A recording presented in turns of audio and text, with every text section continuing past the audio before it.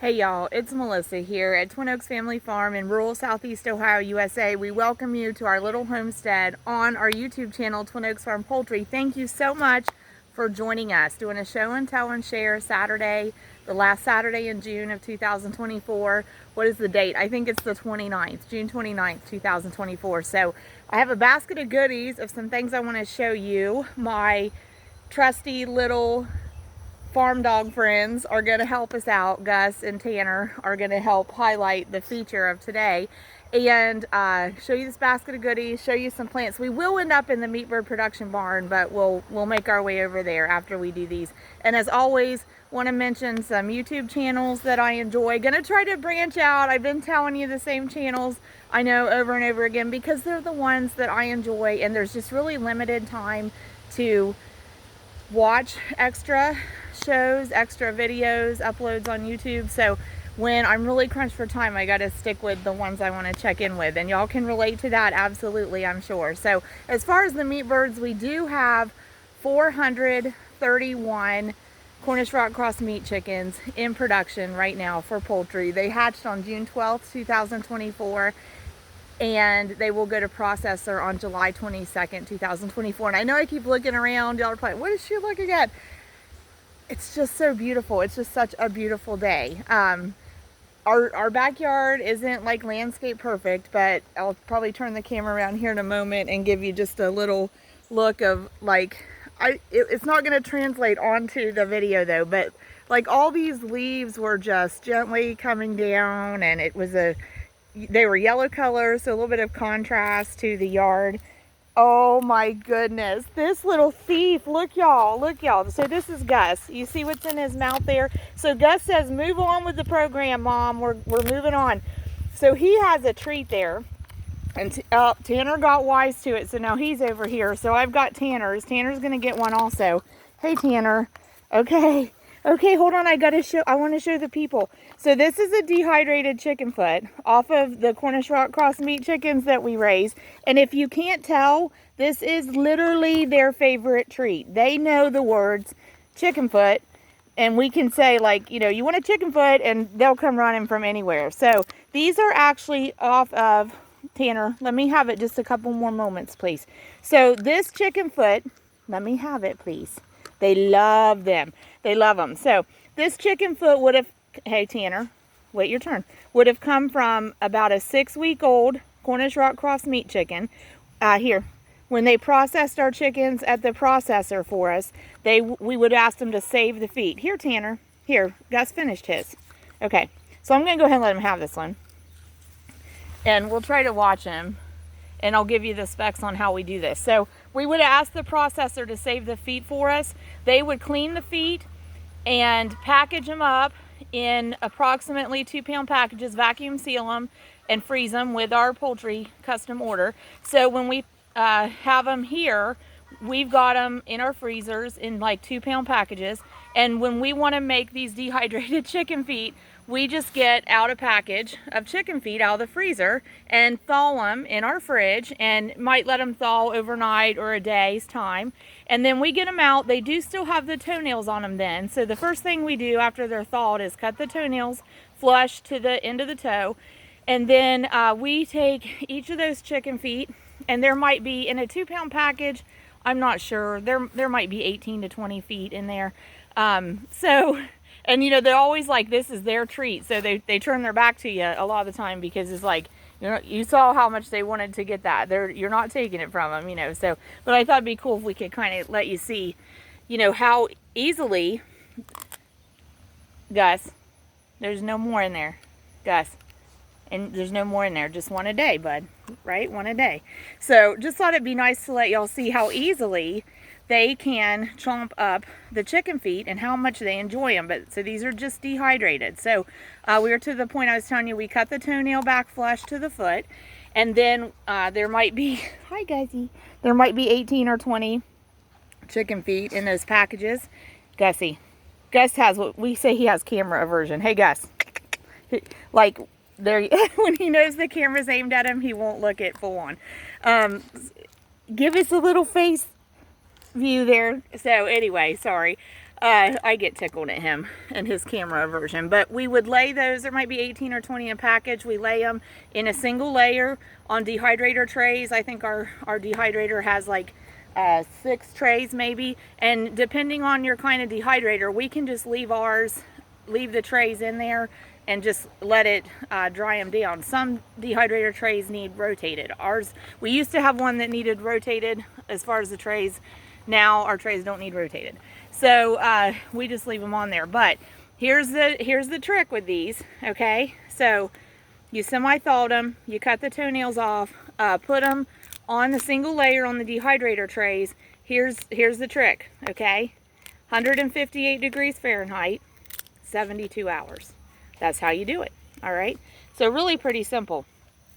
158 degrees Fahrenheit, no hotter, 72 hours. We go out to 72 hours because we're confident then that it's dried them down. The indicator is when you had, like when I was holding that chicken foot, I should have showed you, but if you like press on kind of the pad of the foot, on the underside of the foot where the pad would be on that foot, there should be no give, okay? There should be no give at all. And so that means that it's dried out enough to give to your dog. Prior to that, it's still okay to give to the dog. It's just that if you put it in like shelf storage, room temperature, we need to get it dried down enough where we know it's not gonna, you know, mildew or mold or grow icky stuff on it. So it can be shelf stable for storage wise, and we've stored them for months, like 4 to 6 months even. But if you're just making them for your dogs, if your dogs are anything like our dogs, you're not going to need to store them 4 to 6 months because we are willing to give ours a chicken foot a day.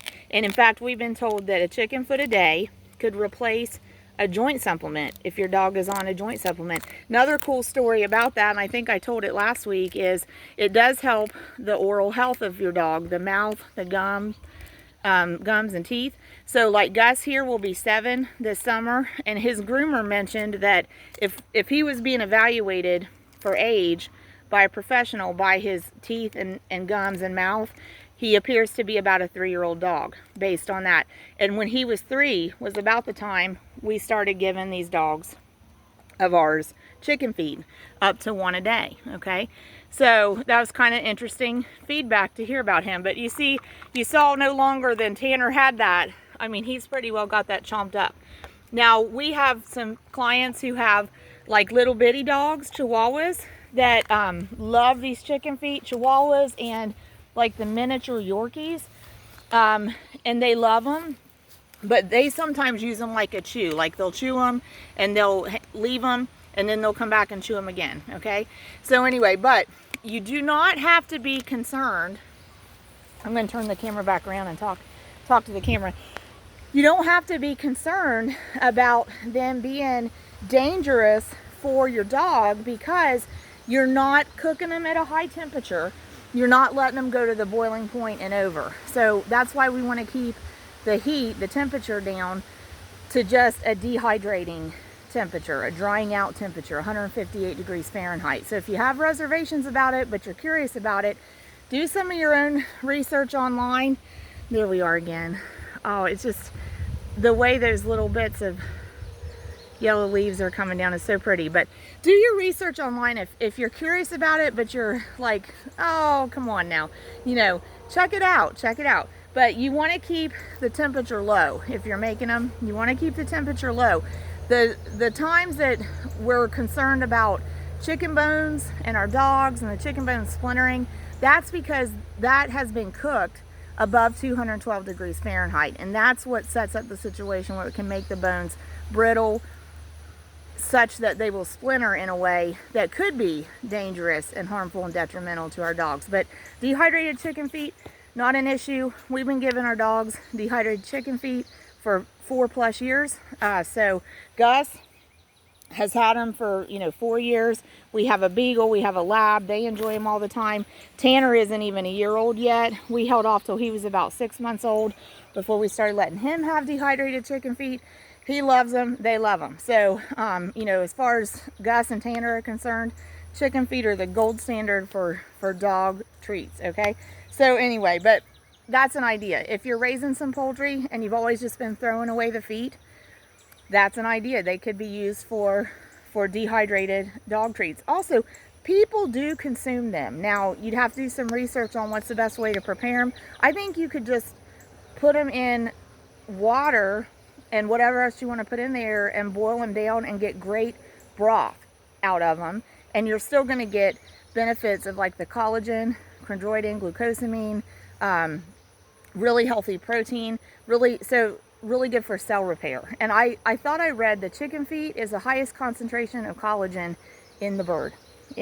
Okay, so let me show you my basket of goodies, then tell you some YouTube channels, show you a couple flowers, and we're going over to the meat bird barn. Okay, so basket of goodies. Well, I have my egg basket because I'm going to go check eggs soon. Tanner, you can help us with the basket of goodies. So this is just coconut oil here. Do y'all keep coconut oil around your homes? Now this one, see, it's kind of, you can tell it's kind of liquidy in there. So coconut oil has, I say it's melting point, but I guess you could, it's the same point it would solidify at, you know, going the opposite, but it will solidify. See, it's kind of liquidy right now, okay, because it's hot outside and it's been inside where it's fairly warm. So the temperature point with coconut oil is 76 degrees Fahrenheit. So we know that where I've had this stored is warmer than 76 degrees Fahrenheit because it's liquefying. So if we would get the temperature down to 76 degrees Fahrenheit, that would solidify, be semi-solid. But we can use coconut oil in the kitchen, like cooking, replacing other oils with coconut oil. Sometimes you would want to look that up according to your recipe and see if that'll work in what you're making. But we do use coconut oil in the kitchen. But this coconut oil jar is actually stored in the main bathroom of our home. Do y'all use coconut oil in your households? Well, one thing I've read is that coconut oil is supposed to be like antifungal. I don't know if it's antibacterial also, but antifungal. So like if you have a skin irritation, we'll frequently use just plain coconut oil, as especially when it's already liquefied like that. You know, it's kind of drippy and greasy, but it absorbs pretty quick into the skin. But even if it's semi-solid, you can rub it in, it absorbs pretty quickly into the skin. But a good moisturizer, good skin conditioner, so we use coconut oil for that. Sometimes if we've been really sweaty, really grimy even, I'll put it on my face before I get in the shower, and then when you clean your face, you know, all of the oil and stuff washes right off. When my kids were younger and we did homeschool, one of the things we enjoyed was Egyptian culture history, and I thought one of the things we read about their culture was they used olive oil a lot and different oils for actually cleaning the skin. And they would, you know, like rub the oil all over, and then when you wash that off and I would say towel it off, but I don't know what, you know, what linens they had, then that would help, that oil would grab the grease and the dirt off the skin. So almost kind of you in place of soap, like if you kind of short on soap or something, but that oil would grab the grease and the dirt off the skin, and when you wash that off and wipe it off, it pulls it away, right? So coconut oil can kind of do the same thing if you're using it like as a skin conditioner before you get in the shower.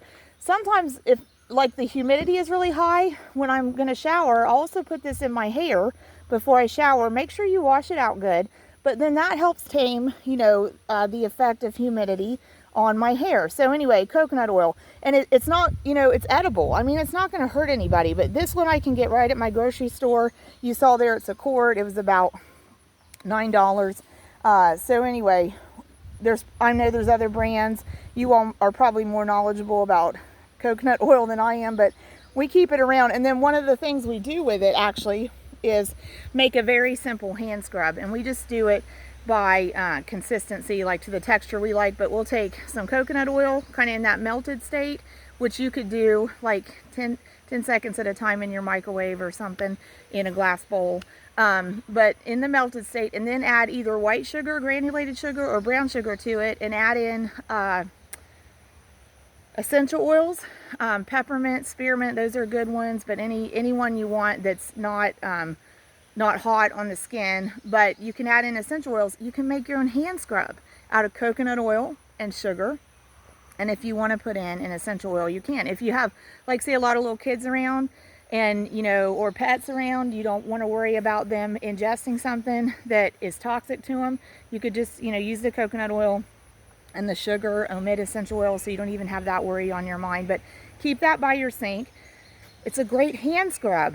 Great hand scrub. You know, scrub it on your hands, rinse it off, pat it dry, and you got a great hand scrub, and it's going to like lock moisture in. It's going to feel moisturized when you're done with it. But a great gardener scrub, great mechanic scrub, because it can lift the dirt stain and some of the grease off of your hands. It does leave a little residue in your sink, your tub, so you want to wipe that off after you're done, clean it up. And it can leave a little bit of slippery residue like in showers, so you want to be careful if you are using even like coconut oil in the hair. Be careful about that in your shower, because it could leave a little slippery residue. So just always want to be safe. Okay, so moving on. Coconut oil, tell me if y'all use it. Moving on, I want to show you these. Remember the cosmos plants that we started in little strawberry tubs? Well, they finally bloomed, and so we had transplanted them here when they had, pardon me, I got a cough. Pardon me. We had transplanted them here when they got probably about this height, and some of these have just stayed shorter. This one's got a lot of blooms set. And then over here we'd put some. Aren't those pretty though? So those are Cosmos, and they were from 1818 Farms. The seeds were 1818 Farms in Mooresville, Alabama. Okay, couple things to show you here. This is a neat cloth. I want to show you this cloth. So this is called a dishcloth. It's by a company called Norwex. I am affiliated with Norwex in terms of like an independent sales representative. So I have my own official Norwex website. These are available there. I do get like a sales commission from that if you happen to get anything off of that website. But I love these dishcloths because if you can wash dishes with them, and they're great scrubbies, like, you know, in a shower or anything you need a little bit of extra scrub on. And if you spill things like pepper or flour on your kitchen counter, or even say an egg bus in the wrong place, this will actually, like, I don't know how it does it, but it can grab all that. So you just, like, you know, you just wipe it up into one spot and pick it up, and this thing will grab all that. And then if it's something you can rinse down your drain, you can just rinse it down your drain. But these are older ones I've had a long time. I really like them. They come kind of packaged like this. They might, I don't know what colors they're available in now, but I love them. Now these are regular Norwex cleaning cloths, the Enviro cloth. And I wanted to show you this one because the thing about this is a cleaning cloth that uses mechanical cleaning. In other words, it's removing things. It's not like using chemicals to try to kill it, like the bacteria and fungus on your counter and stuff. So you only use water with these. You don't use like chemical cleaners, and you don't use like dish soaps, and you don't use laundry detergents with additives in them. You use, like, you know, an additive free laundry detergent. Norwex makes its own, or, you know, like a free and clear kind of laundry detergent. But you only use water when you clean with these. And the premise is it's mechanical cleaning. So it's actually, these fibers are so densely woven, and the material of it is actually grabbing the things that we want to clean off the counter and collecting them on the cloth. Okay, so with those, like I said, only water, no soaps that have a bunch of additives, because those things will coat the fibers and make this not work to its best ability. But with these, this is a different material. So these can be used with dish soap. These could be used with a typical detergent that has, you know, any kind of additives in it. We should be trying to get away from that altogether if we can, but I know, you know, sometimes they have fragrances in them that people enjoy. But, you know, a lot of times you can fragrance more natural products with fewer chemicals in them with just essential oils. So, okay, working our way through, I want to tell you about the book I'm reading. Remember I told you about Kill 'Em with Cayenne by Gail Oust? So there's actually this is kind of like a series, the Spice Shop Mysteries. So there's actually one before it called Rosemary and Crime. I couldn't find it at my library, but I had read Killin' with Cayenne by Gail Oust, and the next one is Cinnamon Toasted. So I'm reading it now. I love it. I love it. I love it. So it's like just the right mix of predictability and don't know what's going to happen next. Just the right mix of dialogue and action, and just the right mix of like suspense, but also kind of like familiarity. Okay, so just really great book. She's a fantastic author. I've just now in my life, in my 40s, found this author. I think this book is copyright like 2016 or 2017, but I'm going to try to work my way through the whole series. So anyway, that's the one I'm reading now, Cinnamon Toasted. Tell me if y'all enjoy reading, what are y'all reading? Okay, so we made it through our basket of goodies. Cinnamon Toasted, Cinnamon Toasted. You saw the Norwex dishcloths. I'll put my website in the description and comments. I'll remind you about 1818 Farms in the comments and description. So those cosmos have turned out really pretty. This question goes to Tanya. If Tanya is from Farmer Always, if Tanya is watching, Tanya, did you ever start your loofah seeds? I have not. I have not. I still am saying I'm going to try to do it. And I've got some spaghetti squash seeds. This is for everybody. Got some spaghetti squash seeds I saved, I think last fall, from a spaghetti squash. I haven't started them yet, but I looked them up and they need about 110 days to mature. I'm going to